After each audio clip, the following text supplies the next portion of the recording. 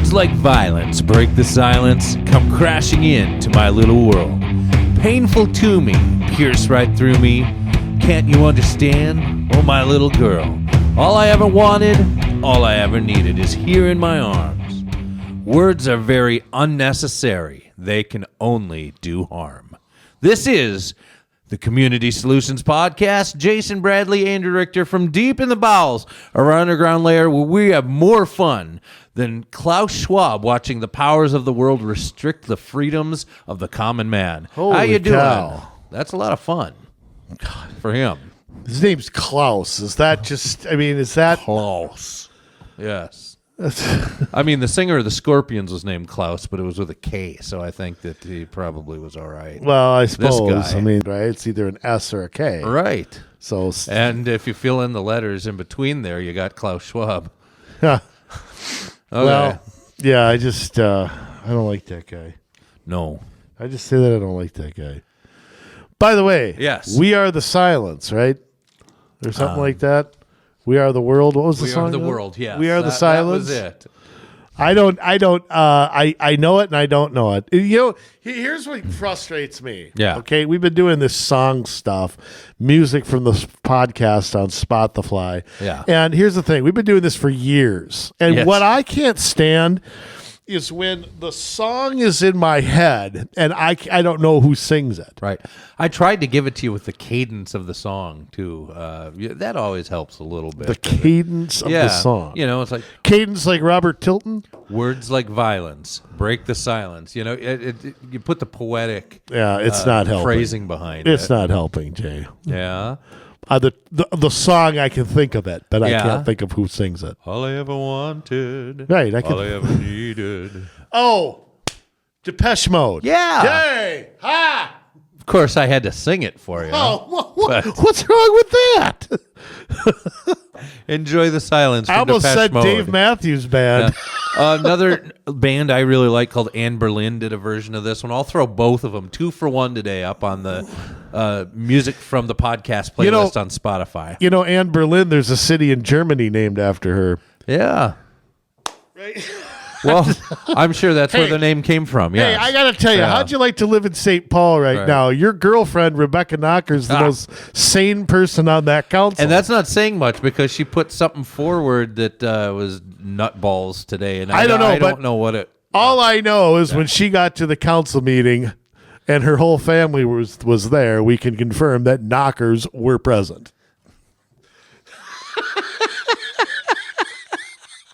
Oh, Jay, I'm just saying. You've been working on that one all week, haven't you? Oh, for a month.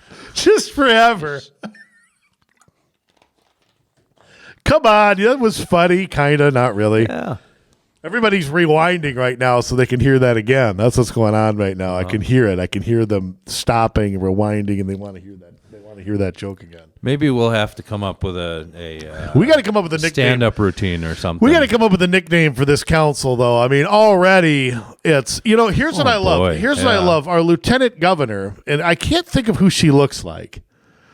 I think she needs like a big mustache, and she looked like Groucho Marx. yeah, or like Luigi or something like that. I don't know. I can't picture it. She looks like somebody. Literally was quoted in the paper as saying, "Well, 7 women on the council, 6, of course, of color. We have to bring the view in on this." She said, "Well, you know what? This is the way it ought to be. It's the way it ought to be." Really? Oh, it's just the way it ought to be. Because that's representative of St. Paul? Exactly. There's no men in St. Paul. There's No men. They're all girly men. No white people? None. Zero. So, but I mean, this council already, why do they have to ruin my birthday, by the way? I don't know. My birthday, January 10th, they have what? The resolution supporting Hamas or something? I mean, it was, Yeah. why do they ruin my birthday? See- I tried to eat my steak dinner, and all I could see on the news is St. Paul City Council making history that it's the first penis-free council, and they all hate Israel. I mean, what is... And Rebecca Knocker's the most sane of all of them. Because, she's Jewish, so she couldn't go along with that, and I give her kudos for that. I do, and I give kudos to, there's more Democrats stepping up. Bill Maher went on a rampage about it recently, about, not about abandoning Israel and siding with Hamas. They're coming out of the woodworks a little bit. Yeah. Some of 'em. Not enough for me, but then you've got some like have. the White House where all these staffers want to have a walkout because the White House won't condemn Israel. Well, I mean, again, this is where the President of the United States needs to say, you know what? You want to walk out, leave. And don't come back. Exactly. Go Keep walking. Go to MIT. I mean, this is where a leader takes a stand on something and says, you know what? Look, I'm not going to sit here and walk a tightrope. I'm going to support our ally. Remember, they were attacked on October 7th. They have a right of self-defense. They have a right of existence. If the terrorist groups don't want to support that, what is Israel supposed to do? I don't know. Sit there and walk around and wait for the next bomb to drop on their head? What would we do if that was happening? Exactly. Well, now or normally. Now I'm not sure, but now we'd depends. probably blame George Floyd's death or something. I mean, although we do have a president that is looking for a war, I believe he's looking so for that many. he can push up his popularity before the election. Yeah, and it's not help. Nothing's helping. Out there. 33% approval rating. And that's from the Washington Post. So let me tell you, that's no conservative outlet. They still have employed Jonathan Karl, who's just a total DNC spokesman. Yeah, I mean, it's awful there. But I want to get back to St. Paul for a minute. Yeah, because that's awful too. What is with, you take an oath. They stand there and take an oath to the Constitution. This is what bothers me. Yeah. You don't like this country. You want to be an Ilhan Omar here? I got some ideas on what you can do with that. Yeah.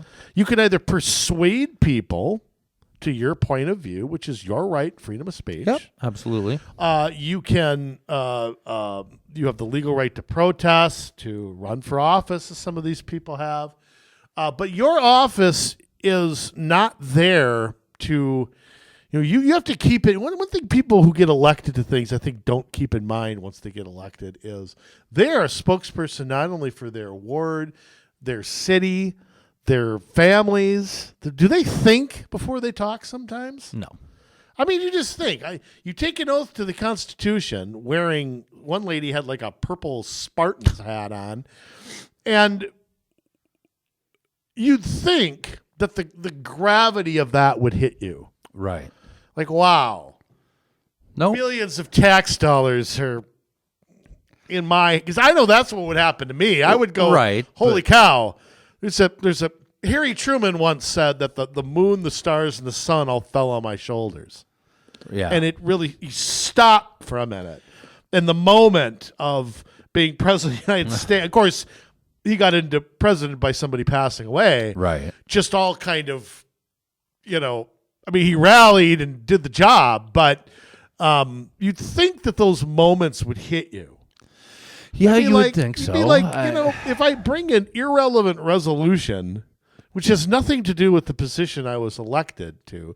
I didn't go door to door in St. Paul and campaign to be Hamas's spokesperson. Okay, why is it that is what happens on the first day of a new council taking office?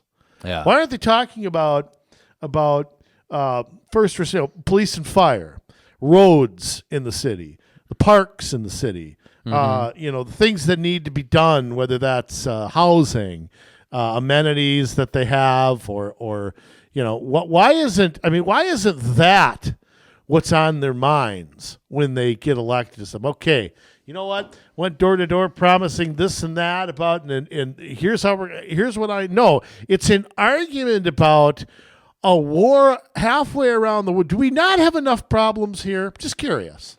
Yeah, we really don't have enough problems here, I guess. Let me enlighten the members of the St. Paul City Council. They are unenlightable. You take a vote that says, I support Hamas, and Israel needs to stop the genocide.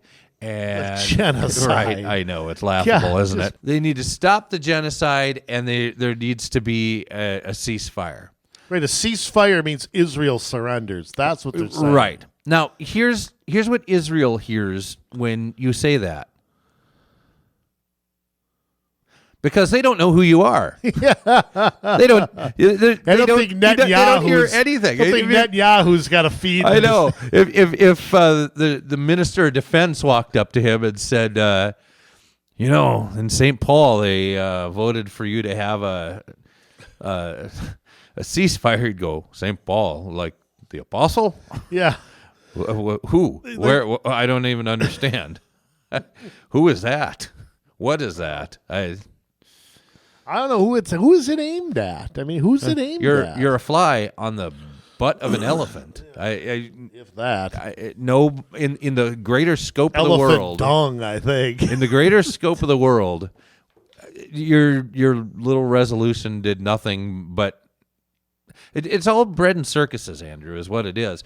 Because in that same meeting, it was interrupted by a guy running around the table with a bubble machine. What are we, 12 now? What was he doing? We're 12. What was he doing? What?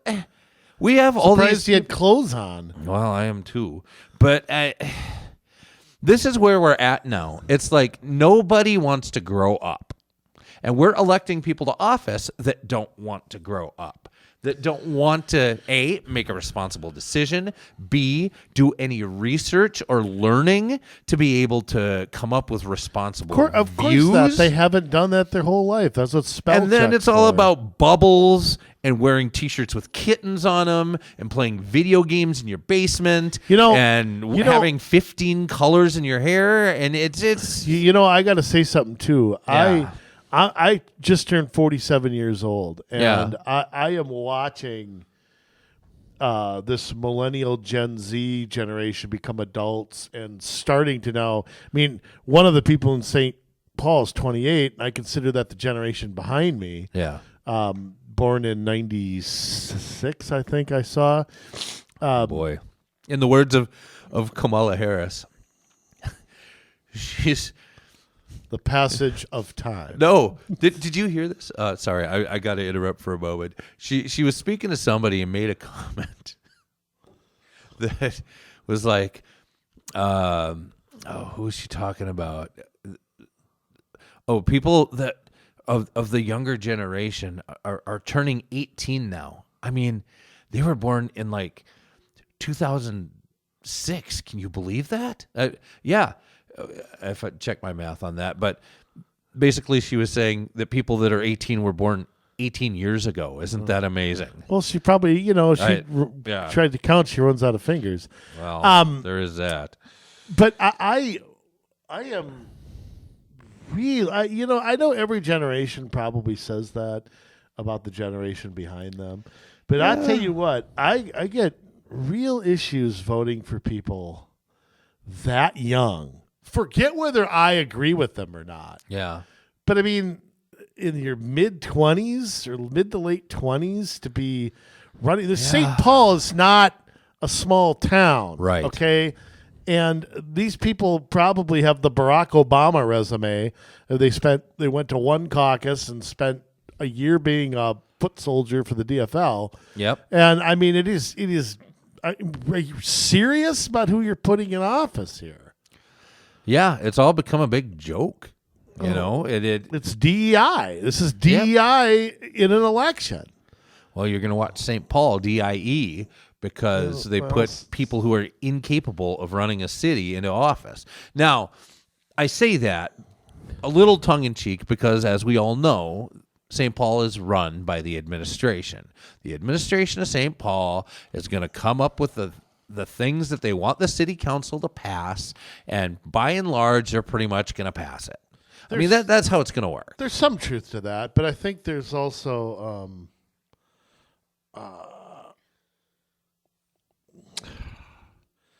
I don't know. I mean, the more a council, though, is activist, there's going to be a lot of symbolic stuff. Yeah, you're going to have a lot of that.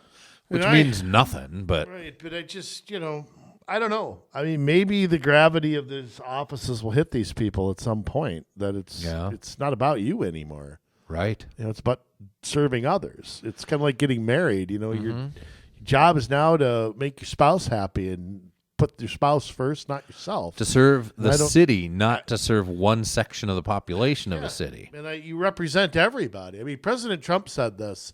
I remember at an interview with Tucker Carlson where he said, I'm the president. I was the president of everybody, not just the people who voted. Dictator. Yeah. So it's, that's an attitude that you just don't see very much. Right. You get elected with a set of principles, obviously, but I mean, I don't know. It's ugly. It's ugly in St. Paul. It is ugly in St. Paul. All ugly. It's all ugly over there. Now, yes. We had the Hawkeye recently, Jay, just jumping ship here. Yes. What's your take? We got New Hampshire on Tuesday. Got the Nevada Hawkeye. Yeah. And then South Carolina before Super Tuesday, which might be kind of anticlimactic this time. Maybe, maybe not. We'll see. I don't know what to make of. I'll say this for Iowa. They do some good polling there because this was pretty darn right.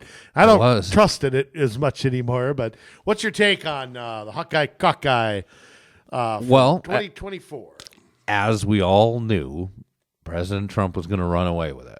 It was to what degree, and it did depend a bit on the weather, right? I mean, but I think that when the numbers came back, it proved a couple of things, that people are really excited to go vote for President Trump because his numbers really didn't suffer. Like the people that were really committed for him came out even in the sub-zero temps. It also proved that this is a two-person race between Haley and Trump. I would say Trump and Biden at this point. I know. But you heard that quote, right? I mean, that's what she said. Well, this is a two-person race now. You did get beat by DeSantis. You realize that. Yeah. And he's not doing well in New Hampshire, but he's doing better in South Carolina. Well, and keep in mind, New Hampshire's an open primary, right? Which is... It's my other point, is that we're the one county that Haley won. Did she hang on and win that county? By one vote. Oh, okay. I know Trump had pulled ahead at one point. Vote. Okay. By one vote. And it's a more urban, suburban type county. It's I thought it was a lot of Democrats. I thought it was where Iowa State University or something was. I could be wrong about that. It was a lot of Democrats and that crossed over in independents. But interesting thing, in New Hampshire, independents after Iowa seemed to be swinging more towards President Trump. Yeah. Because I saw a new poll where Haley was behind by a lot. Yeah, I don't know what to make of it. I think to run and run on people crossing over is not the smartest. I mean, it tells me you got nothing to say. But she's got the endorsement of the establishment and the money of the establishment, so it's all Democratic money. I mean, it's if she's getting that too. If it's Biden against Haley, the establishment, the whoever runs our country, whoever the money people are who run our country, will keep running it. Will let Biden lose. Yep. They don't have a problem with Haley winning because Haley means globalist. Endless wars, open borders. She may be conservative on other stuff. Yeah. Okay. But for the most part, just like somebody like George W. Bush, she's going to let the globalist juggernaut kind of run everything. Right. So I think the movers and shakers there don't care if Haley's the candidate. They'll gladly sacrifice Biden, and they'll let her. I think they want Biden to win because they can get a more liberal agenda through, but they know that they won't lose ground and they will maintain. They'll gain ground in some areas. They might not get the most radical pieces of legislation through, but they'll at least be able to. But what they can do is go do it at the state level. They don't need the presidency legislation. To do that. I mean edicts from the executive branch. I got to tell you what my takeaway. Yes. What my takeaway is I have look. I voted for Donald Trump twice. Mm-hmm. He's got his faults as a person and as. I mean, there's things to like and not like about him. I want to say one thing. I am the most impressed with him that night. Yeah. Because if you remember in 2016, organization was his biggest problem early on. And I think that's why he underperformed in a lot of the caucus states. Remember, Minnesota, he finished third. Right. I mean, the caucus is very different than a primary. It's, Yes. getting people to caucus is totally different than casting a vote and going home. Right, and which people don't understand. Now, with Iowa, I don't know if it works a little different or if it's like ours, where you take a straw poll that really means nothing other than it's a gauge of the people in the room, and you can kind of guess who's going to be elected to delegate and alternate up through the ranks, because really it's who is sent to your state. Yeah, I'm not 100% sure how that works. Yeah, your state convention then that decides who the nominee is. Now, we have a primary that decides that, even though we have the caucus system still, and it's or what presidential primary is March 5th, March and the 5th. Caucus the week before. Yeah, so There's other states that do that. Nevada does that. North Dakota does that. But, I am extremely impressed with his ground game. yeah. I mean, I am impressed with the discipline. I can't believe I'm saying this about Donald Trump. I am impressed with the discipline. Oh, he's very disciplined. He is on message. Not verbally, usually. Well, but yeah. he is now. I Yeah. mean, if you you get the microphone in his face, Yeah. and he talked very short time about DeSantis and Haley. He was gracious in victory. Yep. Moving on, and then he just did a turn, and it was all Biden after that. Yeah. And I think that's the strategy. Act like you're the candidate right now. Yeah. And you go out, and it is working. Say what you want. The last 6 months, Trump hasn't stumbled for a minute. Nope. And wasn't it. Now, in 2016, I thought it was there at the end. It was there in the final push. Obviously, he won. I mean, it was there then. But it was not there in January, February, March. He was still kind of, and this is the whole thing. This is why he has to be the candidate. He's made those mistakes. Right. He's gone through those stumbles. Nobody's been vetted or had anal exams more than him. There's no surprise coming. Nope. I mean, No Access Hollywood tape. Yeah, it can't happen. There's nothing, and he's got to be the candidate. Yeah. And I go back. Look, I'm not going to talk about. Look, we've got New Hampshire, then they go to Nevada. Trump's way ahead there. South Carolina, I don't know how Haley goes past her home state if she loses by 40. March 5th, I think, could just be perfunctory. But I want to point something out that I don't have a lot of faith in polls anymore. Yeah. And I think the Trump team should be tepid about reading too much into it. But when you look at the polls right now and you think to yourself, what's going to change? What's the only thing that could change in the next 4, 6, 8 months? What could change? I don't know. I mean, Trump legal problems is the only thing I could think of. But I actually think that'll harden his support. I do too. I think Trump has done a great job of turning that around, and I think Republican voters have shown they don't care. Yep. And so Carrie Lake said that he could be in a cell in Alcatraz and he will still get the votes. Look, he's realigned politics and to a degree that I haven't seen in my lifetime. And maybe Ronald Reagan, but Reagan's didn't last. Right. And we'll see if this does. I think, to see him up in Nevada, in Georgia, some polls have him up by double digits in Arizona, and blah, blah, blah. And I'm going, holy cow. I mean, Trump traditionally has polled low. I mean, so you got to wonder where this race really is. And I am more convinced than ever. And I say this with trepidation because I don't wish bad things on people, but they're going to bump off Biden. They got no choice but to bump him off. Yeah. But I don't know who they put in. What are you going to do? And becoming the president, she's going to have that inside track to be the nominee. Maybe. She will. I welcome that's that. I'm not scared of her at all. No, I'm not either. My worry is, a Gavin Newsom or a Michelle Obama, who I know we keep hearing is not interested. Gavin doesn't worry me either, but yeah. California's the it is. You know worst, what Gavin's best play is?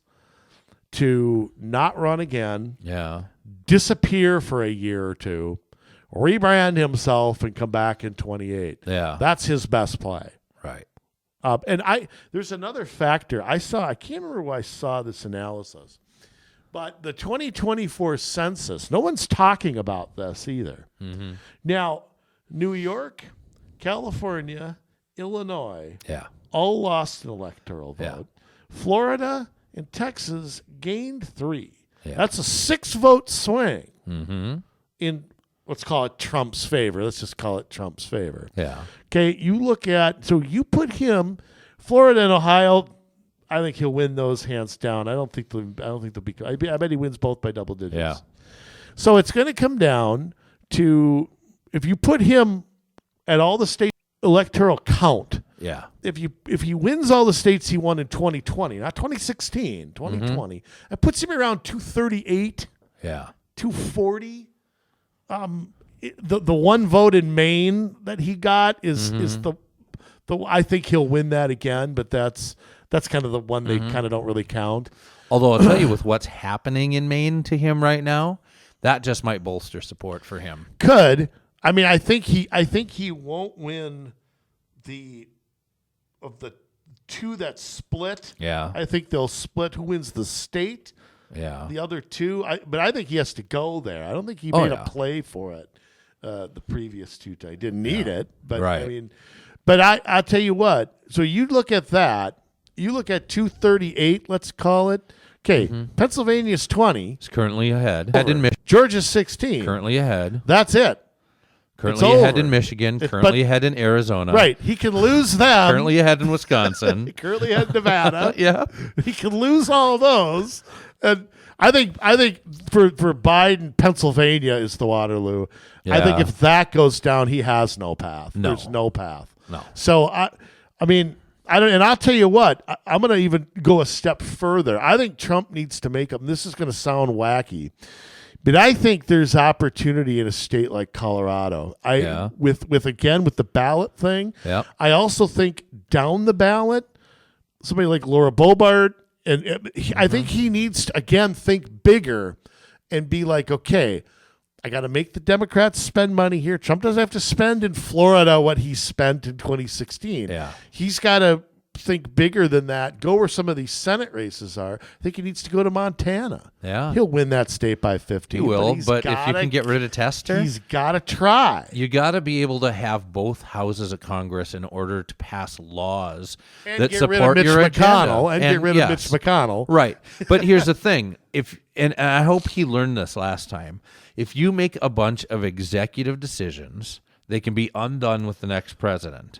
You have to get Congress to pass laws so that it is next to impossible to rescind but I think the policies that you put in place. I think some of that for President Trump was frustration that he wasn't getting. He wasn't. Asked for those legislations. Absolutely, he did. His own party didn't give it to him. He acted the way he Mitch could. McConnell. I mean, even Paul Ryan. I don't think they didn't organize. They didn't have a plan. They didn't expect Trump to win, I don't think. And when he did, for 6 years, they talked about repeal and replace. Never put it on his desk. What was President Trump supposed to do? Right. He would have signed it had it been there. Yep. So I think, and I'll tell you what, this is what I really want to see. Is remember in 2020 when he vetoed the spending shish kebab and the defense bill and went nuts on you. Passed it over his veto. Now, this was during his lame duck time. Yeah. So there were no consequences for anybody. But I'm going to tell you, he's going to veto all that crap again. Oh, yeah. And he's going to send it all back. He's not going to bring I think it was a mistake to have Secretary Munchin go in there and try to negotiate. I think Trump wanted a deal, I get that, but I think he learned that, okay, I can't send a guy who gets government paychecks in there to negotiate on reducing government and state happening. So I think those are important lessons I think he's learned too. So I think you're going to see a lot more. I hope that we get a new leader in the Senate, and I know nothing about Speaker Johnson. I know nothing about him. He's been there for 2 months. All accounts, he's a really good guy. I hear that. There are I know there's always rumblings about who is, but when you got a small majority, I think it's, I just wish, the House would just do its job and not worry about what the Senate's doing. Right. But I just hope that he can get together with people more of his ilk. Yeah. Because Paul Ryan and Mitch McConnell were not Trump guys. Right. And I'm just hoping that if Johnson and whoever becomes, I think the Republicans will take the majority. Yeah. How that dynamic works is going to spell a lot over the next 4 years because there's going to be a lot of things on the plate.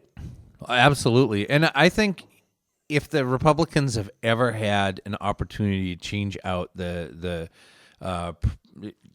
majority leader in the Senate, now is the time when you McConnell since you got old freeze frame in there, and it's when was Bill Frist and Trent Lott there? Yeah. Like 20 years ago? Yeah. Are they even still alive? I mean, it's been forever since the Republicans had a new leader. Yeah. I mean, come on. It's like Bill Belichick even lost. I mean, come on. Yeah. At some point, you got to make a change. Right. What's McConnell, like 85? I mean, at some point, you got to put somebody. I mean, and I'll say this. For Trump's 4 years, outside of the tax cut in 2017 and the 3 Supreme Court justices, name something the U.S. Senate did under Republican leadership. spent money. They didn't do squat. So Approved Biden's policies. Yeah. There are some good guys there. Don't yeah. misunderstand me, but you've got your Ted Cruz, you've got your Rand Paul, you've got guys, your Mike Lee, but John Kennedy. I mean, there's I like Josh Hawley. Yes. I mean, there's a handful. There's 15 or so. Seems to be all right. I would take him. So I don't know. I just anyhow. So I what are you expecting in New Hampshire? I mean, what do you think the result? Oh, Trump's going to win. It's not even going to be close. I don't think. I mean, will it tighten up? I don't see it tightening up with less than a week to go. I mean, I really don't. It's possible it could tighten up a little bit, but I don't think it will. I think that now that win in Iowa cemented New Hampshire for President Trump. I think Haley's going to come in second, and I think that DeSantis will be a distant third. Now, when I say second, I mean it's still not going to be that close. It's not going to be like it was in Iowa. Haley's going to do better.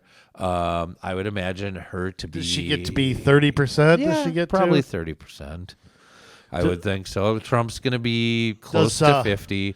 She's going to be at 30. I don't know. Who else is in there? No. Vivek's out now. And yeah, who that's else true. Is in there? Asa Hutchinson didn't drop out yet. I don't think so. I think Ryan Brinkley dropped out either. They're burning it up down under the 1% crowd. You add them up, and I don't know if they're at 1% together. I doubt it. They get 1/12 of a delegate.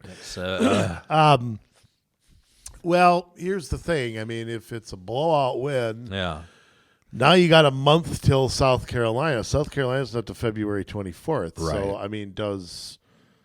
So, what happens? See, if I were Trump, I would just move to the other states. I mean, Yep. He can go to South Carolina a few times, but He should, yeah. He's got a nice lead there. He's not going to go below where he is. I loved how the media kept trying to set artificial we got to see if he gets 50%. What is it? I know. If he doesn't get 50%. So if it was 49-20, it was 29 points instead of 31. Is that's not a decisive win? But they still did it, right? He got 51%, and they were like, oh, it wasn't a very good turnout. That doesn't bode very well for Trump because the turnout was low. Why don't we? Well, I got an idea. Why don't we check the last 3 or 4 elections in Iowa? Yeah. And let's see what the Dems have to smile about. Yeah. I mean, this is a state that in 2012, when Tom Vilsack was the governor, they voted for Barack Obama. Yeah. Now this is a state where Trump won both times decisively. Right. It's not a swing state anymore. No. And the governor, both senators, and all 4 reps are Republican. Yep.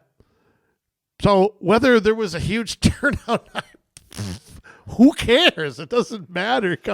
There'll be a turnout in November, and that's the one that counts. Right. Sorry. Well, and you have, I think, happening there a lot of what's happening, like in northern Minnesota, where you had a lot of the farmers that were Democrats because they're getting the farm subsidies and all that stuff. Well, now the Democrats are coming after food. They wanna get rid of meat and have you eat bugs. They wanna control what you can grow, what you can't grow, kind of like back in the 30s. They wanna have everything GMO. Well, I said before, farmers. This has been going on for a long time. Yeah. I mean, go back to the 1930s when farm subsidies really got out of hand. That's when the big absentee landowners. Why the farms voted Democrat was because the absentee landowners that were getting all the money, they were the ones controlling food supply and all that for a long time. And the family farmers slowly been destroyed, and these communities have just been left behind. And the Democrats have completely left them behind. They've totally left them behind. There's not too many small towns or Hazard County like places where a Democrat can be elected dog catcher. It's just, they've abandoned small town America, in my opinion. I think they just totally have. Trade deals and stuff as well. I think they've just totally abandoned them. Now, Jay, I want to move on. Yeah. So you predict all aboard the Trump train doesn't lose the state. Yep. Probably not. I doubt he loses anywhere. Can I ask one more question? What do you think happens? Okay, Trump wins Iowa. Trump wins New Hampshire, Nevada. And people aren't really talking about Nevada. It's not very consequential, but it's still there. South Carolina. Delegate-wise, it's as big as Iowa. Yeah. So he wins all of those. Do Haley and Santa? Now I'm messed up. Santorum, no. DeSantis. Do Haley and DeSantis stay in till Super Tuesday, and then do they get out after Super Tuesday after Trump cleans up? If that's what happens. My prediction is it's over March 5th. Yeah, that's my prediction. It's all over. Do you think even if you have Democrats and establishment Republicans pushing Haley with money and stuff that she'll get out? Let me tell you something. What I've learned, Donald Trump has beaten the establishment, the oligarchy. He's the one guy I've seen in my lifetime that has done that. Yeah. Bernie Sanders tried on the left, couldn't get through. They went of their super delegates, right? Well, but they all made a deal, colluded against him with Biden in 2020. I think, like I said, Trump's campaign is disciplined. It's on message. It's well funded. The guy is just a downhill avalanche right now, and I can't see that happening. I just can't see. Can Haley stay in it and stay in it and stay in it? Sure, she could, but I think you're going to get to the point after Super Tuesday where it's like, okay, well, if you're 0 for 20 by that point, I mean, I think the donors switch to Biden at that point. Yeah, they might, and they just say, okay, well, we tried. DeSantis. I think DeSantis is eyeing 28 right now.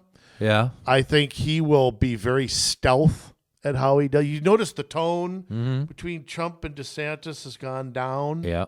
And I predict that DeSantis will be the Veep, that Trump will set him up for 2028. Really? Yes. Huh. I think I think Trump has to think about his successor. Yeah. And I think right now, just let's just play this out, say Trump wins, say he wins in November. He can't run again. And I can't see him getting everything done in 4 years that he wants to do. I think the Democrats will try everything they can to throw him in jail, to assassinate him, to whatever. He needs to think about beyond 2028. Yes. I think his Veep pick, look, Trump's at a point in this party, he doesn't have to pick the safe person. Like, I'm not picking on Mike Pence, but Pence was obviously a strategic pick Say, okay, look, Yep. there's some people who maybe on the Christian right don't quite trust me, or maybe it was a pick to find a good, conservative, competent person to put there. Yeah. Okay, Trump can pick who he wants now. Yeah. He doesn't have to do that. So my guess is that, I believe for a long time it was going to be Kristi Noem.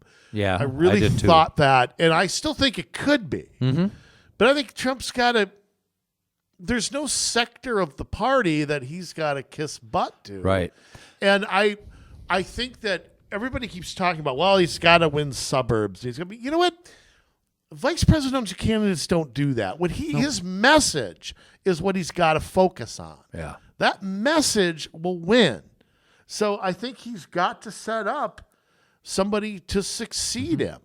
I know a lot of people are making noise about Vivek and him being and I don't know. I mean, he'd be a great next president too. I mean, I think whether you pick DeSantis or Vivek and train them in, not that DeSantis needs the same level of training in, don't get me wrong, but that you are bringing them under your wing and creating a dynasty, showing them where the bodies are buried, showing them, these are the things that if we're going to fix the American political system, fix our country, fix our economy, here are the things that we need to do. And here's what I learned my first time around. Watch how I do it now. Either one of those I think would be a really good pick. Yeah. Vivek's pretty he's like 39. Yeah. Right? I mean, you know what? The more I listen to him, the more I like him. Yeah.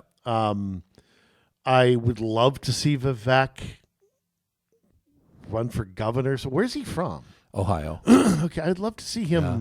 Mike DeWine is pretty useless. Yeah, Might as well. I'd love to see him. I don't want to get him ruined in Congress or anything, but I'd love to see him. Maybe he could be part of the administration. I don't know. I don't know. I don't know if I see Vivek as the next guy. That's me. Yeah. But definitely a guy I would use and I would find a role for. And look, who do you think? I mean, maybe my thinking is not the same. Do you think the pick needs to? Let me ask you just two questions. Okay. One, do you think the pick is going to make a difference in November? And B, do you think the pick has to check boxes? I don't think it has to check boxes, but it's always been strategic. It's always been about trying to bring in another crowd of people that maybe you're not getting. Now that's the one weakness with picking DeSantis. Is Right. That, like if DeSantis drops out, his vote's not going to Haley. You really get nothing. If DeSantis drops out, you're getting all those electoral votes. Absolutely. Yeah, no question. Absolutely you are. I mean, a lot of people, their first choice is Trump or DeSantis. It's Vivek's crowd is the same. Right. They're all three of them went for the Trump, whatever you want to call it. Yeah. America First crowd. Yeah, mega crowd. But Florida doesn't really get Trump anything because he's already got Florida. And I would say he's probably in some ways more popular than Ron DeSantis is in Florida. Maybe. Pretty close, I bet. And so he doesn't Trump really moved there too. He lives there too now. Yeah, Remember that? I know.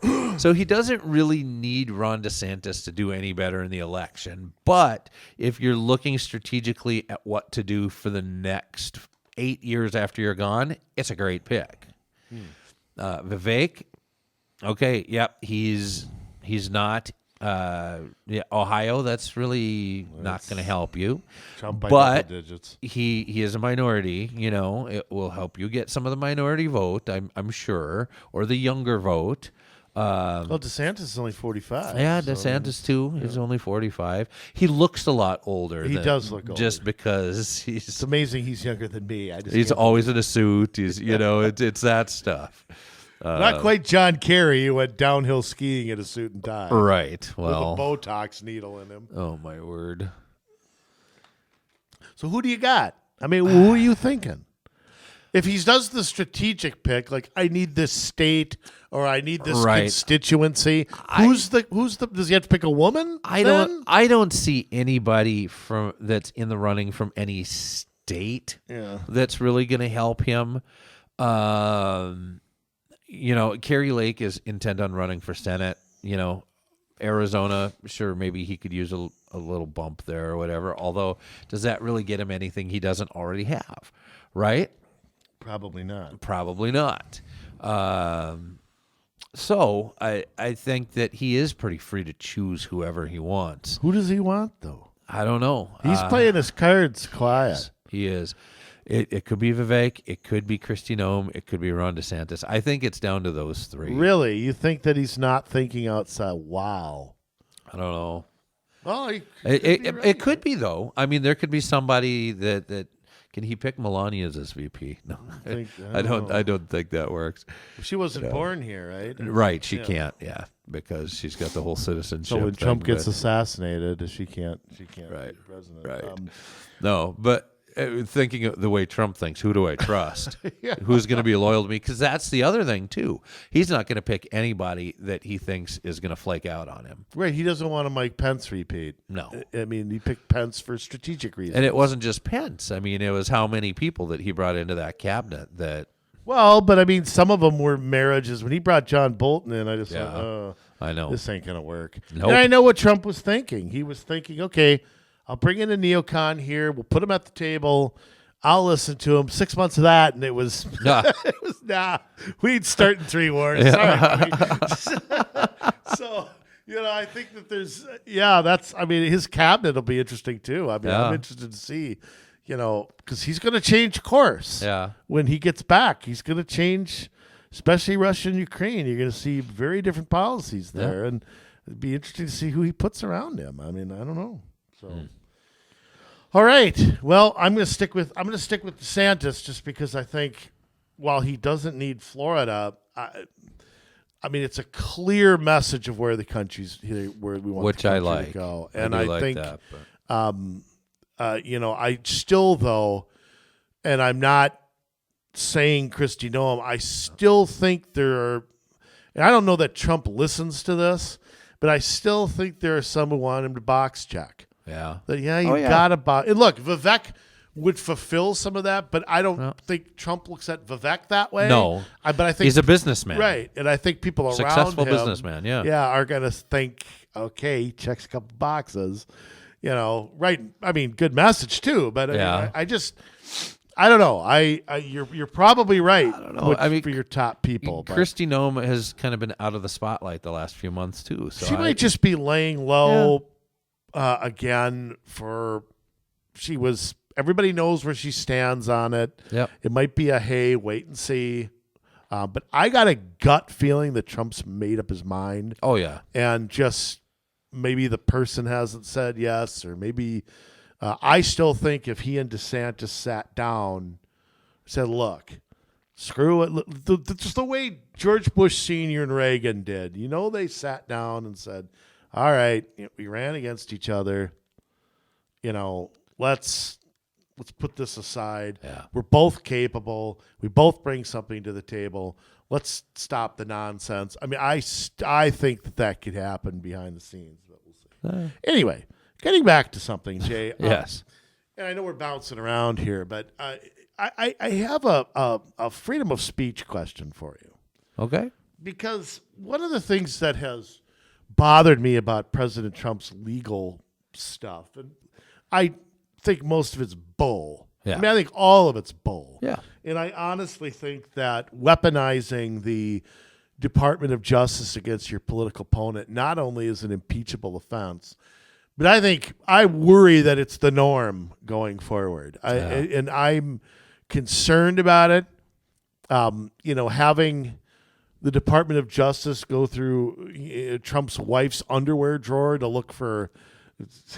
I'd love to go to Dick Cheney's house and see how many documents are in his basement. I just don't make me look through his underwear. Yeah, drawer. but I mean, I'm just saying. I honestly think that the persecution of him has boomeranged so badly that I'm hoping that it deters somebody in the future. Yeah, but the January 6th stuff, I just can't get past. Mm-hmm. The idea that he's charged, quote unquote, and I don't know what statute this is under, with, quote, insurrection against our government. Now, Jay, I see and I saw it at the time. I actually didn't really watch much of it. I see January 6th as a protest where a handful of people got out of hand. Yeah. I see it as a protest. Well, okay, again, I'm going to... This may have to go over to your podcast for me to answer that. Okay, but I mean, I'm going Yes. to be trepidatious on how far I go with that. Yes. I'm not going to... I know that there's evidence that the media won't show, and there's evidence, Yes. I understand there that, is. but let's just call it that. Let's call it a protest where a handful of yahoos acted like morons, okay? Those yahoos may or may not have been officials in a certain branch of the government. That's possible. Yes. But let's just, Yes.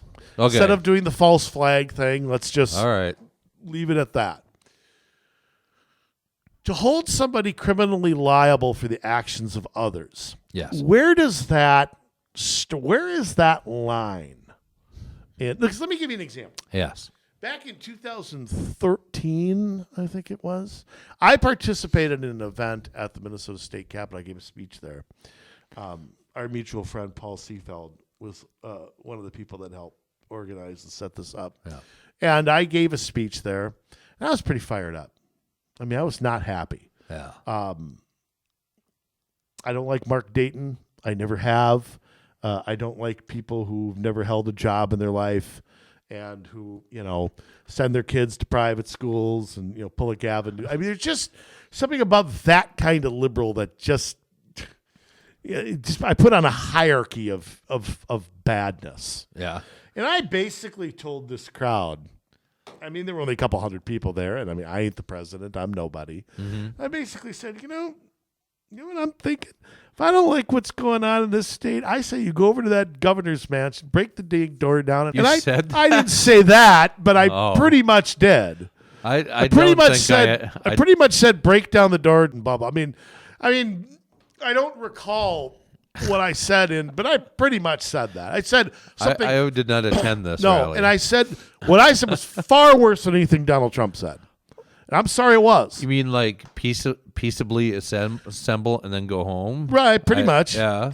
And or call on Congress. I didn't. Who called on the National Guard? Donald Trump didn't tell anybody to run into a building and kill anybody. But let me ask you something. Yes. If somebody would have acted on that, somebody that I don't know, didn't conspire with, didn't pay, didn't do nothing, am I guilty of inciting?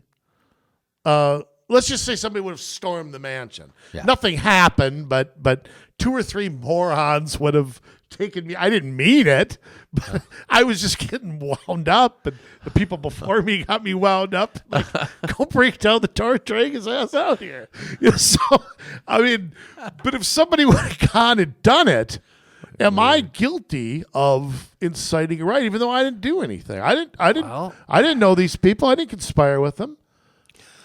I didn't supply them with anything. Right. Let's look back to the 60s. Okay. Do we Charlie have to? Manson, if memory serves me right, did not actually ever kill anybody, but he got other people to kill people. Okay, so that's the old cult Still leader went to thing. jail. Yeah.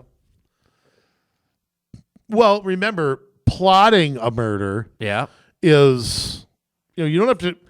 Guy who drives the getaway car is as guilty as the guy who robs the bank. Yeah. So, but I didn't conspire with anybody. I didn't have a meeting saying, okay, after here, we're going to go break that door down. We're going to drag him ass and lynch him on a tree. I didn't do that. Right. So what I'm saying is, I think Manson did do that, even though he personally didn't do the killing.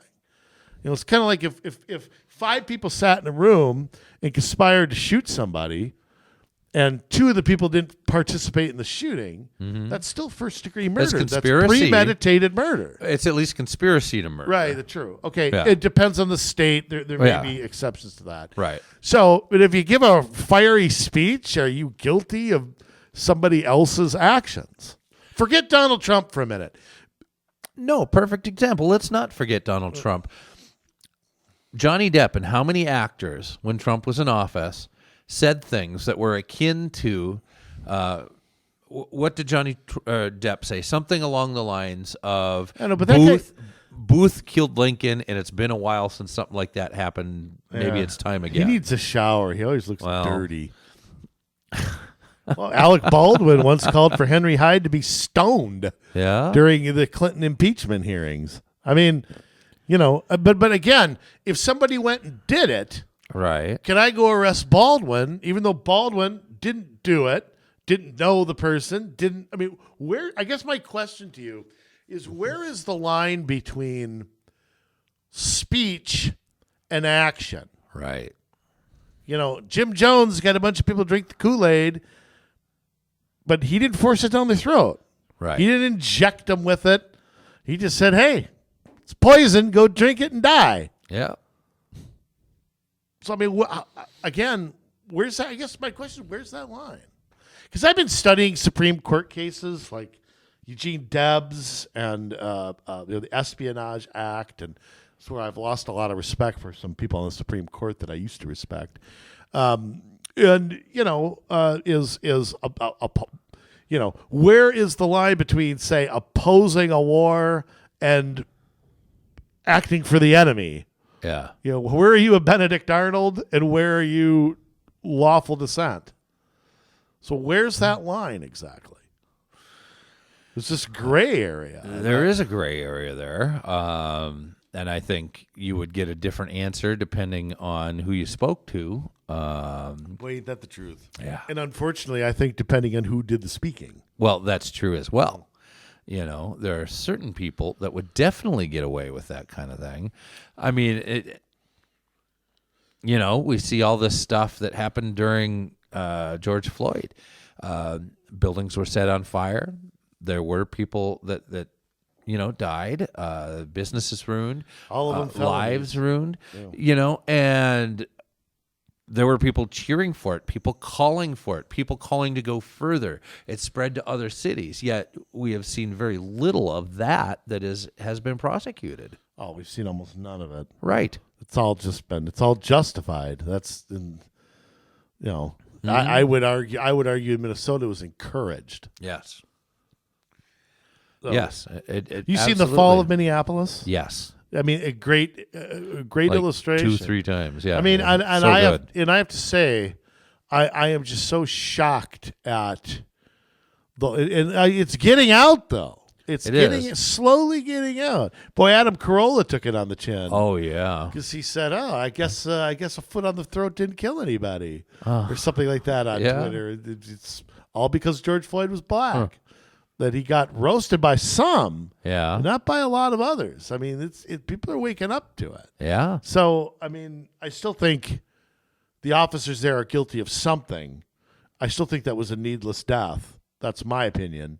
But they're not guilty of murder too.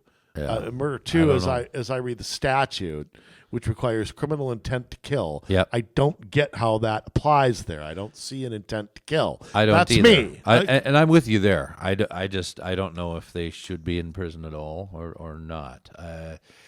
Needless death, yeah, but it could totally have been a drug overdose. My question is, why were all these things? Chauvin has got. He's got an appeal, though, because of all these things that the judge didn't let in. Right, and then he got stabbed. And then what I really want is the old police chief prosecuted for he committed perjury. Oh, yes, on he the did. stand. Yes, he did. Absolutely unequivocally committed perjury. Yeah. And he ought to be prosecuted for that. Well, he won't be. Of course he won't be. They won't even do it in the house when Mayorkas comes in there and lies through his teeth. They won't even bring him in for perjury. Mayorkas, if his lips are moving, he's lying. Contempt of Congress or whatever. Well, I mean, the guy wouldn't know the truth if it ran him over. But I mean, I guess what I'm getting at is as free speech continues to get under attack in this nation, and certain people have free speech rights and certain people don't. I mean, Oprah Winfrey went on a program saying white people need to die. And they just need. This was years ago. Oh, they just need to die out. That's what they just need to die. And I'm sitting here going, and of course the idiot interviewing just sat there and said nothing. And while she has every right to say that, okay, freedom of speech protects speech I don't like. Yeah.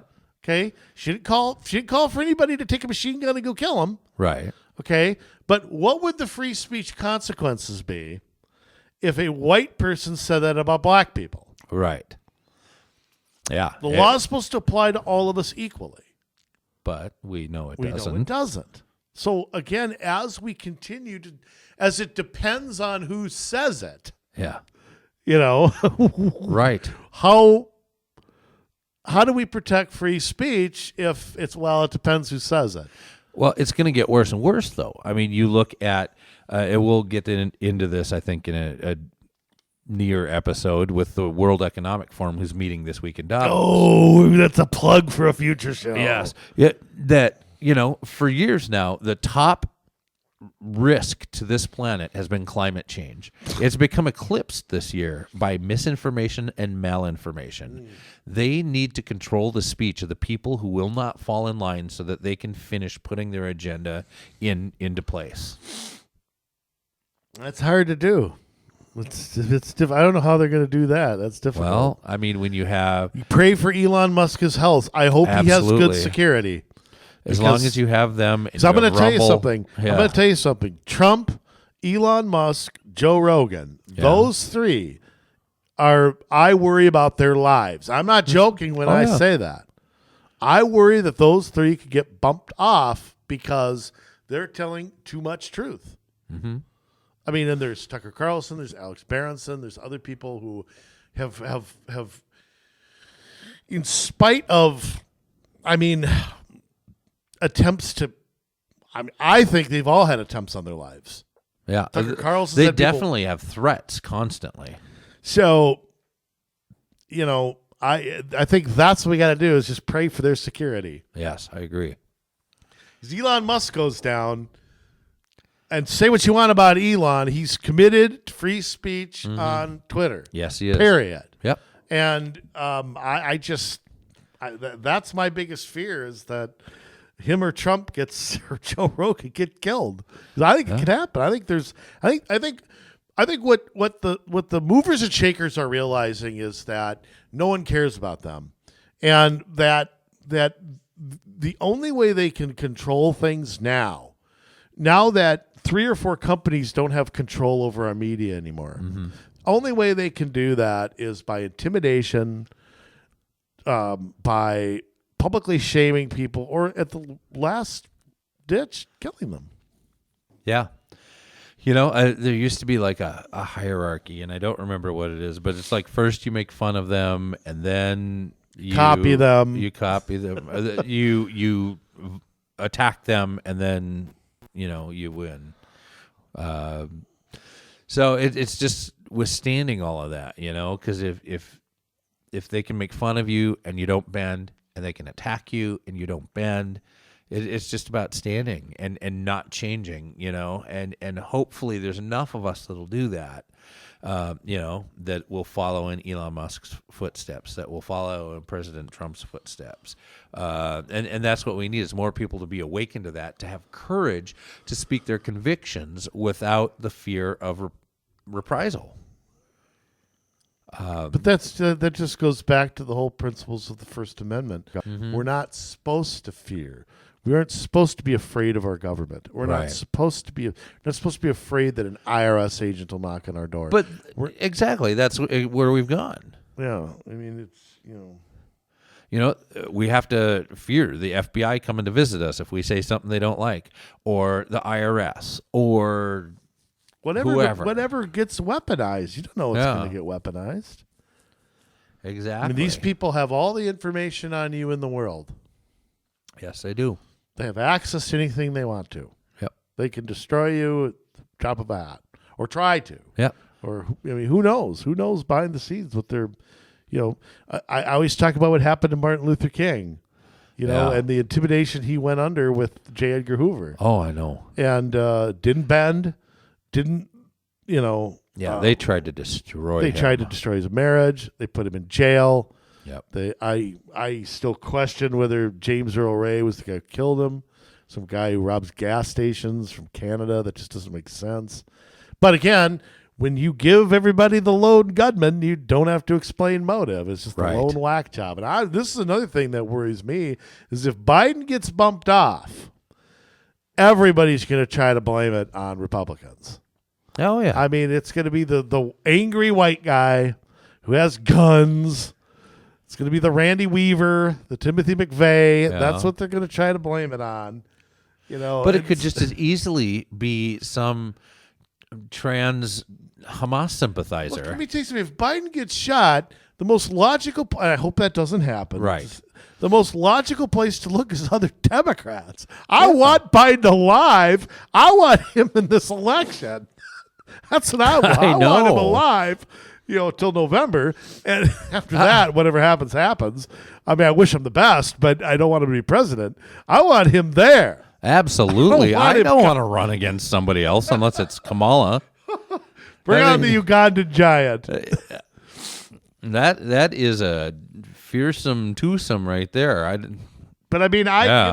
the things are making me curious because for 3 years they ignored the Hunter story. Now they're covering it. For 3 years they ignored the Right. border. Now they're Yeah. covering it. Why are they doing that? Nothing's changed. Right. What, you finally drove to Texas? And they certainly don't want Trump to be president. Right. So why are they turning? And I think it's, believe it or not, I think the media is slightly turning on him is affecting him. Yeah. Because it's not such a good rosy thing. I mean, I actually watched, I can't remember who I watched, but I flipped on CNN because CNN wouldn't cover Trump's speech. They wouldn't. Right. They wouldn't go into the feed. Right. And there were a couple guys just on there just slamming Biden. Mm-hmm. Like, what is this? This is the Communist News Network? And you're, what? I mean, Well, it's and I just think they're nervous. They think he'll lose. And Yeah. I think they're just sounding the alarms. I think but they would like him not to run. It's getting way too late, It though. is too. It's already too late. You can't get That's on it. the ballot Right. anywhere. So Convention's the only thing that can happen. He either has to resign, Mm-hmm. Harris has to resign, and it goes to convention in July. That's the Right. only thing that can happen at this point. Right. And I think that's what they're hoping for. But when he's the nominee, it will shore up again, and they'll not rag on him anymore for the rest of the Maybe. campaign. Maybe it might be too late by then, though. I mean, I'll tell you another thing too. I want to get back to Trump for a second. Yeah. I have been hearing rumors that they are really ramping up the early voting, that they're going to go after the organization for that, copying what Texas and Florida have done recently. Because, of course, it's Republican states, Republicans making the rules there. Yeah. But getting out that early vote is going to be a big, big target for him. That's He's good. not just going to sit there and leave it to the states. So I think he did that last time. Hey, it's the states. Every state's different. Blah, blah, blah. But I think he can't do that. I think Right. he has to take control of it. So, I mean, and I'm so happy you and I preached that until you either win and change the rules, like the early voting in Florida and Texas is very good. Yeah. It's very organized. It is a shorter window. It's mostly seniors that do it. Yeah. It's not, hey, come in and vote on Labor Day. So, I mean, Drop 5 ballots into a cardboard box on a street corner. Yeah, None leave of it in a that. church pew. I mean, so I think you're going to see a much better strategy there. Yeah. Doing that. But I want to get back to Biden for a second. Yes. I've said this before, and I'll say it again and again and again. The White House seems to think their problem. Jim Clyburn was on some show from the guy from South Carolina, the one Democrat in that state. Right. And I remember he said something that I just laughed. He goes, "Well, how worried are you about?" The host was basically, I think it was Jake Tapper or one of those guys. Is like, look, the president's behind. Period. Right. I mean, you can't deny that, aren't you? And Clyburn goes, No, I'm not worried, but I'm very, very concerned. That was his literal quote. But he went on to talk about how the whole problem with Biden's all about messaging. It's just messaging. Oh, really? We're just not listening. Like he's not getting the message on which way to exit the stage, Yeah, or he's just not saying the right words. Yeah. They got to come up with some new slogan or go to those focus groups and think tanks and come up with something new to say, and I'm just going, yeah, if you guys think that, you just wait till May or June when gas is back up to $4 a gallon and our strategic reserves, which I think Biden had no business releasing. No, he did not. They're empty. And you just wait until then. His numbers will go down more. I mean, it'll get worse, not better. Yeah. I don't know. So you message that all day. Now, there's a lot of people in this country getting free stuff. Mm-hmm. Okay, there's a lot of, I don't know who's going to show up and vote. I mean, I don't even know who can right now. Minnesota is pretty much anybody. So there are variables that are kind of out there, but, I don't know. I hope they think it's messaging. Yeah. I hope they think that. I do. The whole plan is, and that's to demonize us. Oh, attack democracy. Yes. The guy trying to get every single person off the ballot but him is protecting democracy. And those right-wing MAGA supporters, they're dangerous. It's a dark period. He and the DNC have colluded to try to get Donald Trump off the ballot, Robert Kennedy off the ballot, Dean Phillips off the ballot, Cornel West off the ballot, Joe Manchin off the ballot, Marianne Williamson off the ballot. Anybody who wants, there's a plethora of people who want to run against this guy. Right. From all, I mean, again, forget what they think. They have a right to run. Yep. And if they want to run and they get 10 votes, if 10 people think they're the best candidate, then they've done their job as a voter. Yeah. But this is what we've seen across the board, though. I mean, look at the work we've done on city councils and school boards and county boards. If there is one dissenting voice, it's one too many. If it's not unanimous, they need to do something to make it unanimous from the left. I mean, really, am I wrong? Yeah, they have to have every seat. They have to have every vote, not just a majority. There cannot be a dissenting voice. And you know what the difference is? Why we can allow for dissenting voices and they can't? Because their arguments are false. They're based on false premises. They're based on false data, and they're based on just outlandish precepts. And so they can't stand up to our ideals. And that is why they have to have every seat, every voice. Yeah, the people who preach tolerance are the most intolerant people on the face of the earth. Yes. I mean, that's really what they are. Their ideas cannot stand up to our ideas. That's just the way it goes. They don't have any ideas. They have no ideas. Oh, they have ideas. They're just bad. Well, if you can call them ideas, I mean, ugly, just ugly.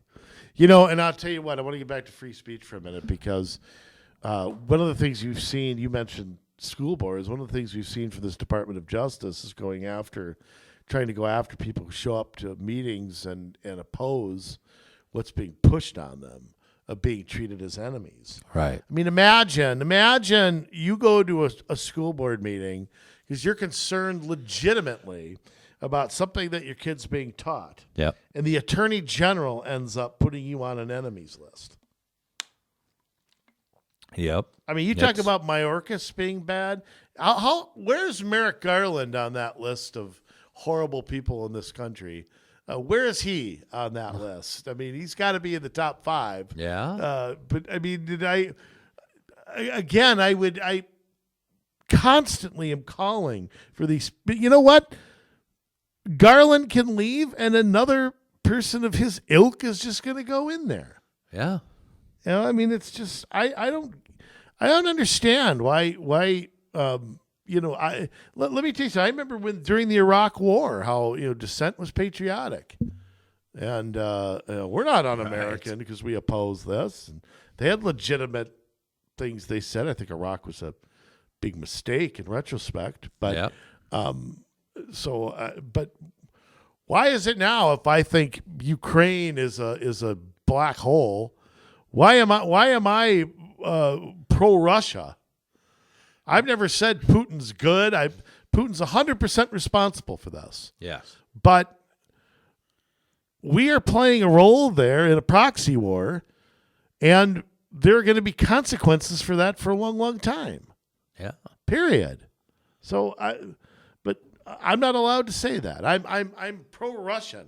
If I say that I don't want to give every dollar of my taxes to Ukraine. By the way, screw you, Zelensky, you ungrateful bastard. Why is it that this guy's country is under attack, yet he hobnobs around the world, goes to all these meetings and wears his little turtleneck?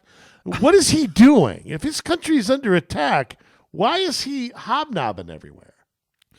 He's trying to raise money, I guess, or support, or both. But here's the thing: there's been no accounting of any of that. No accountability at all.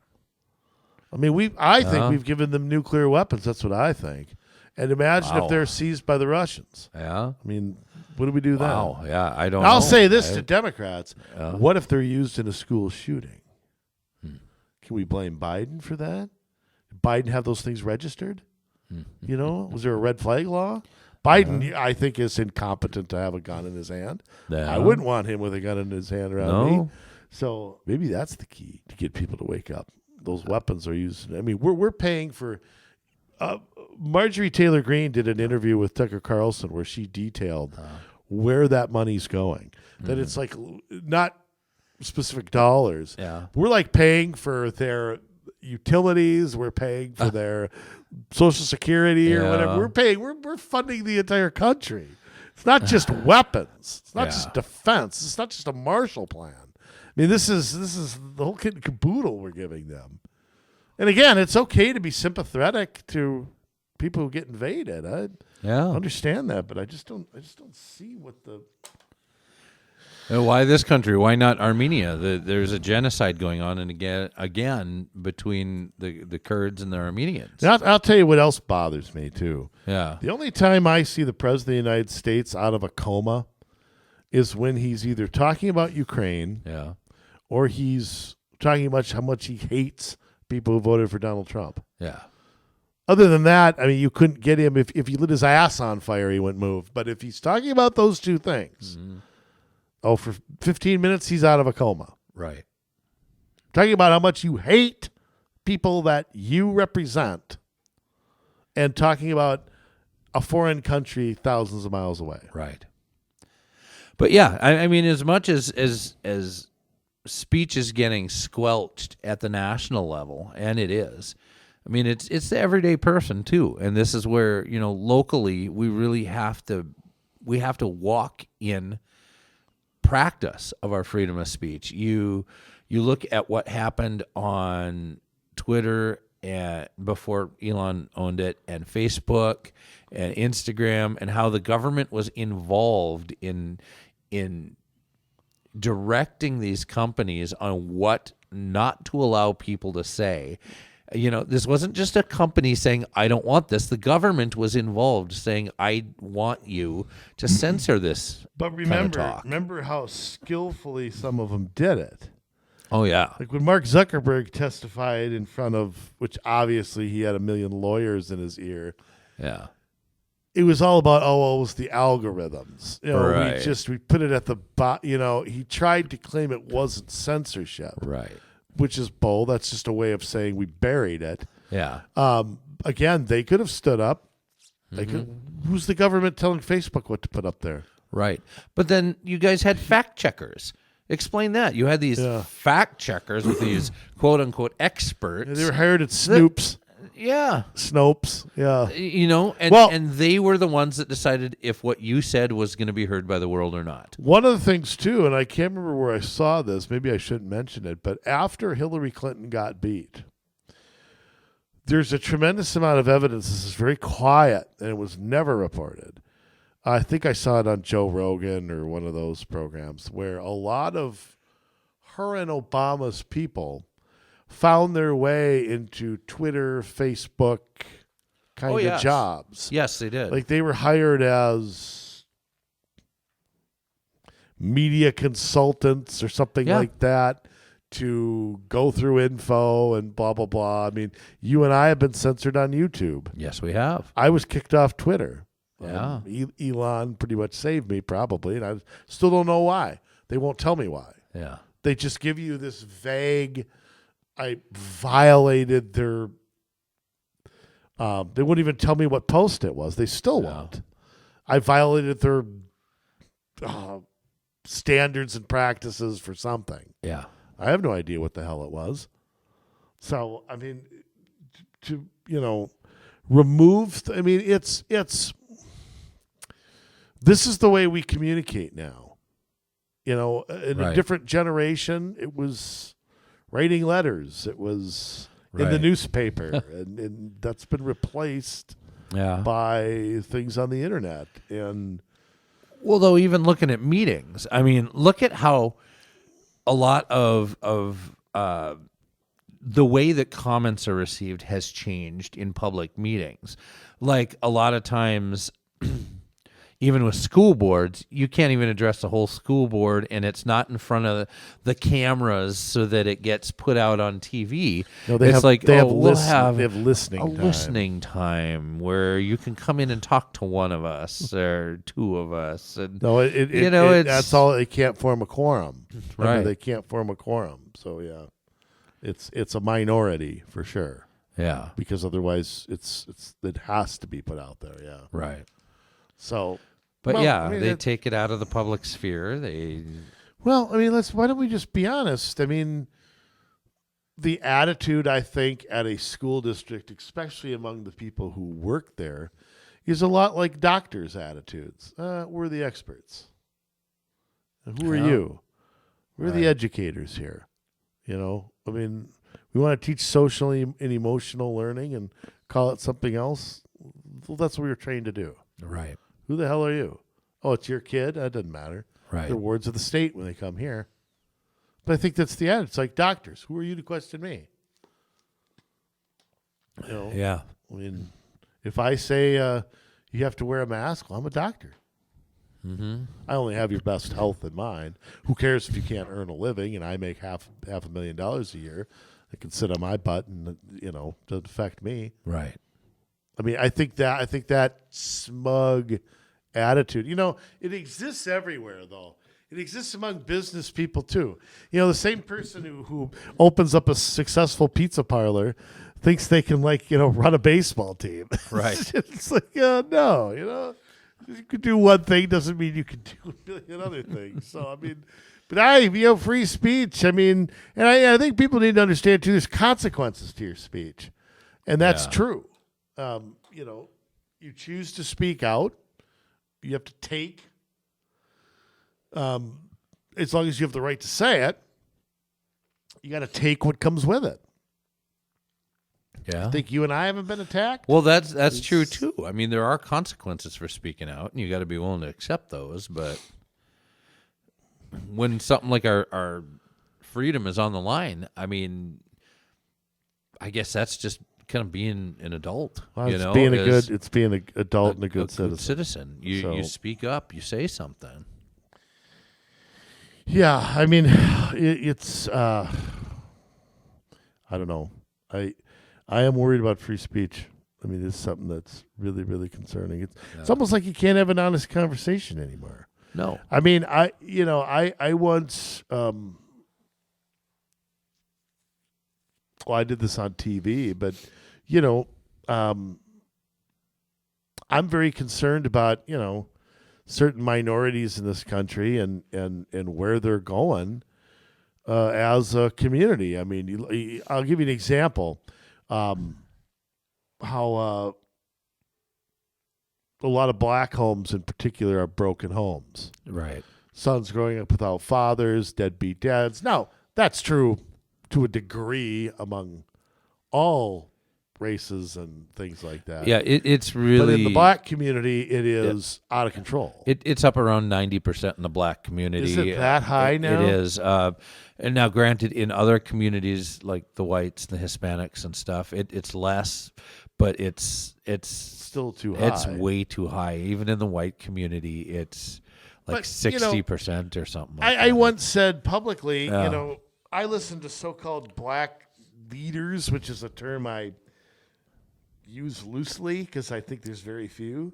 Yeah. And I said, listen to them, and they have no ideas on how to solve this. Zero.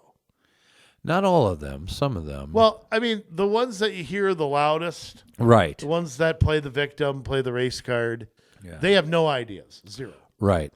And, of course, I was attacked for being a racist. Like, wait a minute. I stated a problem that I see among certain race. I want that to be better. Mm-hmm. I want black kids to have a father. I want them to succeed. I want them to play sports. I want them to do well at school. Why would I want something different than that? Right. Why? I mean, What's in it for me to have generational poverty? Right. You've got guys like Kendall Qualls that are out there doing a lot of good work to try and fix that kind of issue. They don't get the airtime that the race baiters get. Right. Your Al Sharptons and your whoever. Turn on The View. And that's the greatest example I can give you of rich people sitting around debating how stupid the rest of us are. Right. They have no solutions to just call you a name. Yeah. So it's like, okay, well, what are you doing about these problems? I didn't create these problems. I want them solved. Mm-hmm. So, I mean, but it's like, what I mean by, it's like you can't talk about it. Right. That makes you a racist just to talk about it. And I would, because I got to go watch a Lifetime movie. But it's all this stuff with DEI is another great example. I mean, I hear, oh, we need more black teachers. Okay, stop. A third of the black kids in Minneapolis public schools don't graduate high school. Mm-hmm.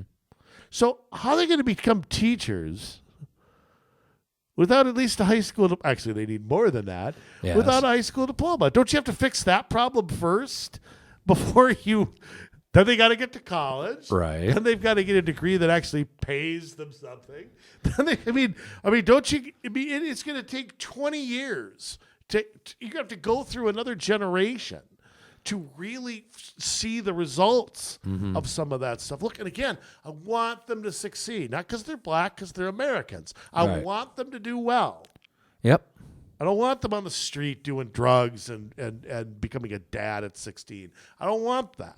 But you have to put the cart before the horse. I mean, or the horse before the cart, or the tire before the car, whatever. We need more black police officers. Well, being a police officer is a tough job. Yeah. You got to go through the academy. You've got to be physically fit. You've got to pass certain tests. You got to have a certain, there's psychological tests. Mm-hmm. I mean, being a cop's not a simple, you don't apply for that and start on Monday. Right. So, I mean, but again, there's no plan on how to get there. It's just a talking point. It's just I have, and I shouldn't say this, but I'm going to say it. I have worked at companies, and I'm not making this up. I won't say the companies out loud. I should. I'm not going to. Where literally, if you're a minority, you're hired. Period. Yeah. You're just hired. Yep. And whether you last 2 weeks or a month or whatever, whether you're qualified, doesn't matter. You're a minority, you're hired. Mm-hmm. Now, again, I'm all for opportunity. Okay. But jobs I do, I've had to have certain qualifications for. Right. No, they're hired. Right. And it's like, okay, but aren't we? It's all about hitting your DEI numbers. I mean, that is then what how you get an ESG score, how you measure, how woke you are, so that you get the funding, you get the insurance, you get all the things. And now there's some breaking away from that, and I think ultimately this could fall flat on its face, and I hope that it does. When you have the Supreme Court coming out against affirmative action, and you have affirmative action and companies DEI that are worded as two different things. Companies that are taking huge financial hits because of their stand on hiring color above character. And I ability. I want to say something. When I buy stock, I check out their DEI statements before I do it. I don't own stock in that many companies, but I just want to put it out there that if you have a a Disney-like DEI statement, I won't buy stock. I don't care how much it is. Yeah. I refuse to support it. So, Yeah. You might as well be an FDIC bank. Right. So, excuse me. So, my opinion on affirmative action is somewhat unpopular among conservatives, but because I do feel it was necessary at one time to give minorities an opportunity. I don't think it was intended to be there forever. Right. Because if you go back to the Civil War, I mean, you could pass the 13th, 14th Amendment and 15th, and Jim Crow laws just took 90% of that away. You could get rid of Jim Crow laws, but the figures you had to give minorities at least a foot in the door. Mm-hmm. That was what I support. A foot in the door, and that's it. But when race or gender or origin or sexual stuff is the reason for something, that is taking that is so diluting the intent of what affirmative action was supposed to be. It was all about opportunity and nothing more than that. You want an opportunity, you go earn your education. Mm-hmm. Because back then you actually had to get the grades. Okay, there was no social promotion. There was no majoring in Italian meatball cooking. There was none of that. Right. So it's very, very different now. And I know some conservatives would disagree with me on that, but I think it was important to give an opportunity. But I never believed that should stay there forever. I never thought that was something that is just forever and ever and ever and ever going to be. So, we're not past it, though. If anything, we're backwards. Right. We're 200 miles backwards. Right. I mean, you can hardly get an acting job anymore if you're white. Oh, go watch the awards. Let me tell you what's going to win. Whatever movie has the most gays, transsexuals, the most political, that's the movie that'll win. Period. Yep. Oh. I don't have to watch them. I already know. Every movie's Humpback Mountain or whatever it was called. I mean, that's what's going to win. Period. It's all about making a political statement. It's not about acting. Imagine if Jack Nicholson came along today. You think he'd become would he be what he is? No. No, he'd be. You're a white guy. I don't care if you could play any wacky character. It doesn't matter. You're a white guy. We can't have you here.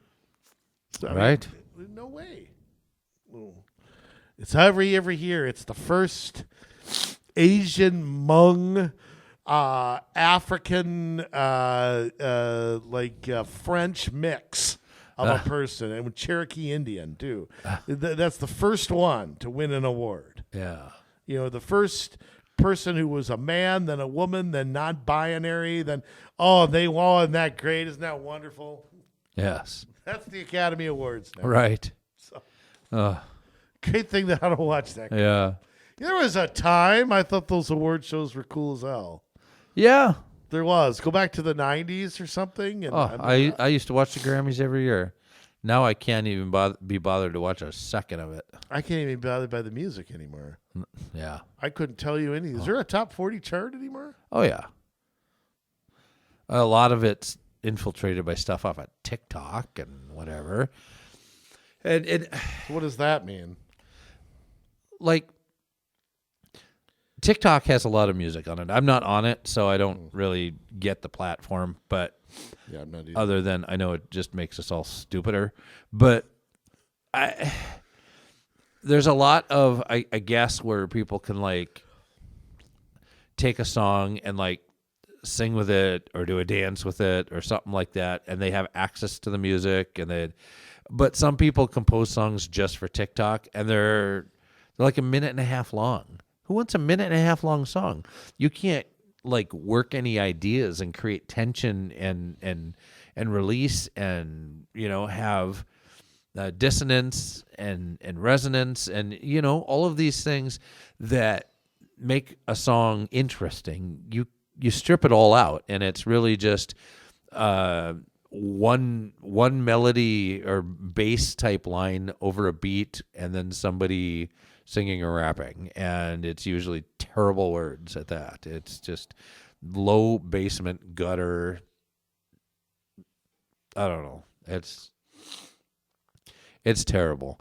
Again, they have a right to do it. I mean, back to our subject, and this is great.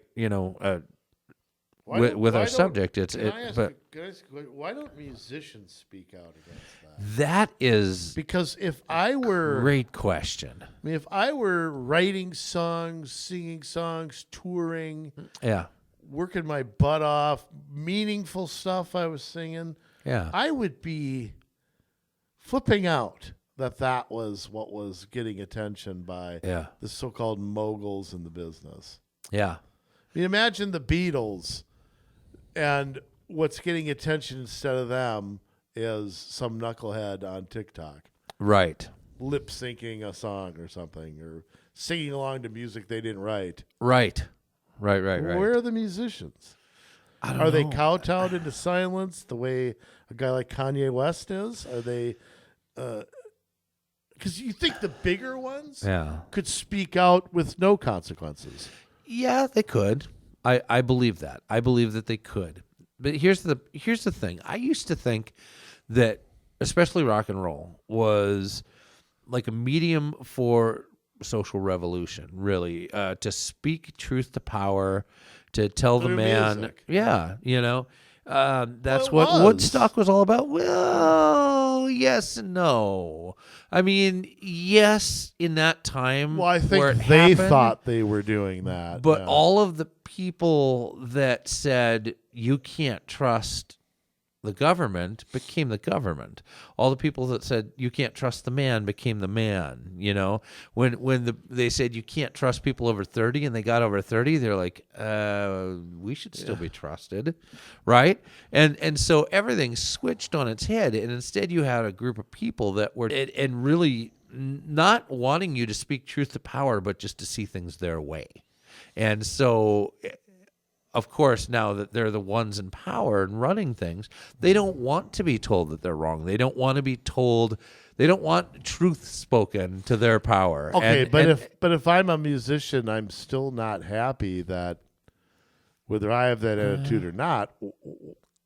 I don't know. I just don't understand. Because our culture has become about the parties and the being cool and the hanging out with powerful people, and it's no longer there's some truth to it's that, no longer about making a statement. And that's something I try to do. Statement. With the music that I write and perform, I try to do that, and I know there are others that do try to do that. The band Muse, I think that they do a fantastic job. They're amusing, but there's very few, and they're not the ones that get all the attention. It's your Beyonce. It's it's the corporate it's package. The corporate, yeah. It's just it's just a package of cool. Put a pretty face on a cover, and so unfortunately, everything else is getting squelched. Well, I'll tell you what, though, and I'm going to end on this before we let you sign off us. But I think that with the internet and people like you who can self-publish, I think there's a good medium out there for alternatives to that, and the chokehold that the top record labels or so on and so forth had on who could be on the radio or who could be on music, just like podcasts have changed who has a voice out there. Right. I think that slowly may change. Yeah. I mean, it may slowly change. It may, and there's opportunities, I mean, call your local record station, your local radio station, ask them to play Muse. Do it. I've got a bunch of stuff that's in the process of going out to college radio right now for my album, Our Troubled Hearts. Call your local your college radio station and ask for Our Troubled Hearts. And let's get those songs out into the public where they can catch on. Share them on social media. Follow the artists who actually speak out and be the backbone. When they step out over the cliff, be what they step onto so that there's support there for them to be able to continue to give that message. Because, you might like Lil Kim. I suppose she's not cool anymore. What is that, 1990 something? You might like whoever it is that's Madonna. popular now. I don't know. Janet Is she popular? Jackson? I don't know. Anyways, Mariah Carey, are they the popular ones? you might like those people, and that's good. I'm not Saw them saying the other night on Arsenio Hall. I'm not saying not to listen to those things, but I am saying, art's important. Art can change culture, and if we start promoting and being a backbone and a source of support for the artists that are trying to make social change away from the precipice that we're kind of backed up against, then we've got to do that. We've got to band together and support each other. All right. Like if you were running a plumbing store, but you were standing for American values, I would rather go to you than somebody that. And I got the best plumber's crack on the market. Oh boy! Thank goodness I do not know that from experience. Okay. All right, well, Jay, you kind of went on a rant. I'll let you go on another one. Styling and profiling, jet flying, limousine, riding, wheeling, dealing, son of a gun. Jay, words of wisdom. Thank you, Andrew. I guess I maybe went on a little one. Maybe I can keep it a little shorter. But speech is everything. Having free speech is so important. And like I say, supporting the people that make thought-provocative films and music and art that challenges the system, right now, that's more important than ever. So if you can step out and you can follow and support and share and buy from and attend the concerts of the people that do that kind of thing, that's amazing. Because there is a problem. It's in Washington. It's at the World Economic Forum. It is in St. Paul. It's in our cities. It's in our school board chambers. It is in our county chambers. Now, I know there's a whole bunch of people out there that, like to bring up Romans 13 out of the Bible that says that we should respect the governing authorities. Well, in this country, the governing authority is the Constitution of the United States. People are elected to terms, and they're not made rulers for life because they are supposed to be stewards of the Constitution. And that is something that we should be valuing. And so we have been given the right to speak out. That's a God-given right that we have. If you look at Acts of 4, it talks about how some of the apostles, Peter and John, were brought before the religious leaders, and they told them, "You need to stop speaking out about this Jesus guy. It's just got to end." But they said in verse 19, "Do you think God wants us to obey you rather than him? We cannot stop telling about everything we have seen and heard." That is where that part of the First Amendment comes from. The freedom of speech, the right to speak freely, is that we have a right to speak out about what we've seen, what we've heard. Yeah, do we ever run the risk of being wrong? Yeah. And that's where some of the other character traits like humility come into play, where we've got to be willing to admit we're wrong, and we've got to approach things through kindness and goodness and gentleness, love. Because when we temper it with those character traits, when we temper it with the putting the governor of God over the engine of liberty, we will begin to act right. I mean, that is a whole idea behind it. But by going ahead and saying, "I don't agree with your speech, but you have the right to say it," make sure that we stand in the right place, because all of a sudden, if we demonize somebody else's speech, at some point, our speech might get demonized and censored and shut down. We can't stand for that. We can't take that risk because we are in a volatile situation right now. We are in a volatile situation where we run the risk of losing our freedom of speech because from the top of the world down to it's filtering down into our local chambers. They want to shut up anyone that does not agree with them. That's really it. So we've got to stand for free speech, whether we agree or not. But then we have to take it upon ourselves when we speak freely to counter it with the character traits that are going to make it done correctly, where we put the truth above all else and we deliver the message firmly but gently and in humility. If we can do that, we will begin to turn hearts and minds. We will. But it's not until we recognize that we have this right and begin to exercise it instead of cower away. That's the reason why we're where we're at. That's why parents won't stand up and say, no, I'm sorry, my son, Sam, is a boy, was born a boy, continues to be a boy, no matter what you tell him. That's where parents need to stand up and say, no, I'm sorry. If you're going to teach this, you are going to tell me about it beforehand so I can pull my kid out of your class.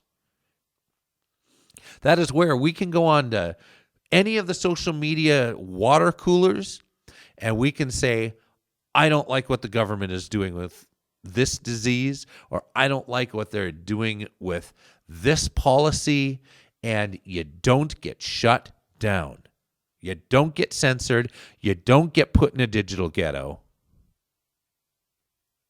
But the only way to do that is to find people that are willing to stand for free speech and to get them to run and to support them, just like the artists, just like those that want to press for this positive change at that level, those that are actually willing to go and make the policy to make a way for free speech. Because let me tell you, if the winds are against you, it's a lot harder to speak out, but you've got to do it anyways. Free speech does not depend on what they tell us in Washington or St. Paul or on Facebook. No, you speak freely anyways. That's your duty.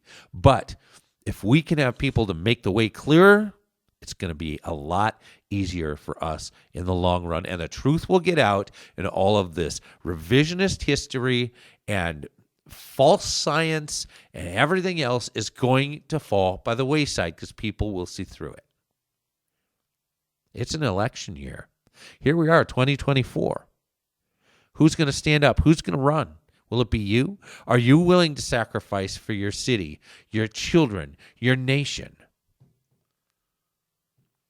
If you are, you and we need to talk. Because we've helped many people win at the school level, at the city level, at the county level. And they're leveling their sights on you. And they're not going to give up until they win, unless they are soundly defeated. We've got the history to know how to do it. So why don't you get a hold of us at commsolutionsmn@gmail.com. That is commsolutionsmn@gmail.com. And let me tell you this. We got a new website at commsolutions.com. That is, or commsolutionsmn.com, rather. commsolutionsmn.com.